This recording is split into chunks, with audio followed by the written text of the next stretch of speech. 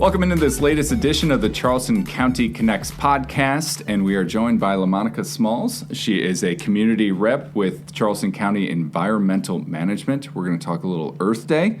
Your last name is Smalls, but you are big on recycling education. Yes, I am. See what I did there? Yeah. Yeah, I that's like how pretty you good. put that. Yeah. I know, right out of the gate. Yeah. Earth Day coming up, but the celebration for Charleston County is going to be on April 19th at the MRF. What Yes. does MRF stand for? MRF stands for Material Recovery Facility. And for the folks out there that don't want to say that, it is our recycling center. Is that Yes. a nice way to put it? That's the recycling center. That is the recycling center. What do we get to do at the Earth Day event? At the Earth Day event, we have tours and presentations. We also have a contest for the children, a drawing contest. And the kid that wins, they get to have their drawing posted in our material recovery facility. We also have face painting for the children. We have an HHW drop-off for Charleston County residents, and also a shred event as well.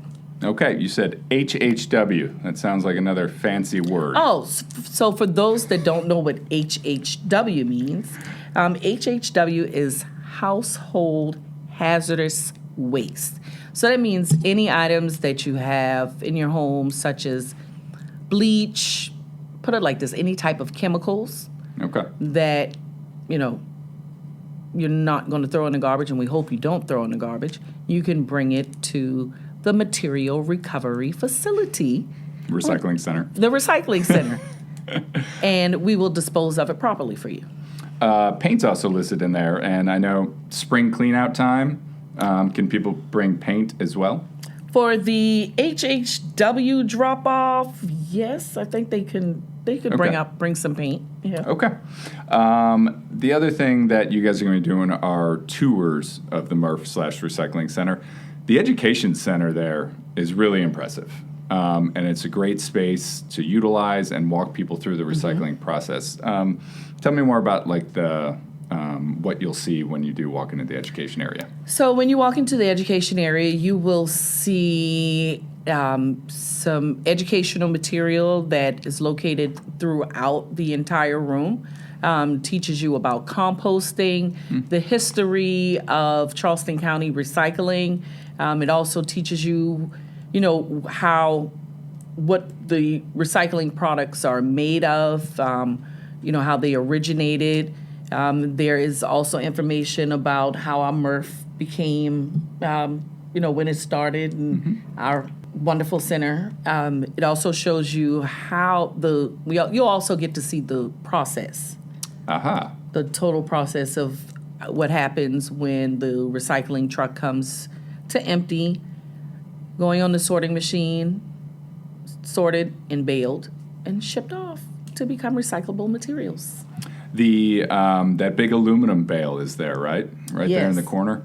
What's pretty cool is when you walk in, there's information on the bale, but then you always try to have people guess how much it weighs. Yes. And it's pretty cool when you see, we're not going to give it away. No. But it is pretty cool to see the aluminum cans, how they're smushed down, the size of that bale, and really just how heavy it is. It is. It's very heavy. We actually have the aluminum can, and we have the cardboard bale. Oh, sweet. Yep. We have the cardboard bale. And also in that hallway, it gives examples of what we accept and what we don't accept in our program. So there's a lot of displays for people to see, more visual, to see what can be recycled and what we accept. And this is old hat around here, but when it comes to what you cannot recycle, numero uno is plastic bags. That is correct. No plastic bags, no type of soft plastic at all. Soft plastics we do not accept. However, they can be recycled. You can take them to any of the local grocery stores. You can contact them to see how their recycling program works. And we don't accept it because it damages our machines. So we just don't accept that right now. But you can recycle them through your local grocery stores. What's the craziest thing you've seen show up in a recycling container that is not to be recycled? The craziest thing? Baby pigs. Baby pigs? Yeah, little piglets. Baby pigs were in. Yeah. What? When I was at the Romney Street location, Yeah. I guess one of the schools, they were dissecting baby piglets, little piglets. And they Oh, put I them thought in- they were alive. That makes No. that story Yeah. so much better now. Oh, yeah. Yes. Oh, I did rescue a cat from there, though. I do. Yeah. I do recall that. Yeah. But yeah, some little piglets came through the line. Yeah. That is not It was something you want to see very- first thing in the morning. No, No. it was like, it looked like something off of like a horror movie. You know what I mean? Because Yep. it's going, you know how it looked on Romney Street? Oh, yeah, yeah. And then going on the processing line, it was like, dun, dun, dun, dun, you know, Yeah. I was waiting for somebody to jump out and, you know, Oh, yeah. yeah. All right. So we've established that those should not go in there. No pigs. Styrofoam, also a big no-no. Styrofoam is a big no-no. Again, styrofoam, you can check with your local grocery stores and see if they will accept it as well. I think Harris Teeter and Publix accept styrofoam as well. Okay. Yeah. And I think the one thing that people glaze over when they're talking about recycling, first of all, it's better for the environment, recyclable material, turns into new products. But at the end of the day, the better people recycle, the less of that stuff that is recyclable ends up in the landfill. Correct. And that's space, and that's something that we're desperately needing. Correct. And also, just remember, it's good to recycle, but also you can reuse.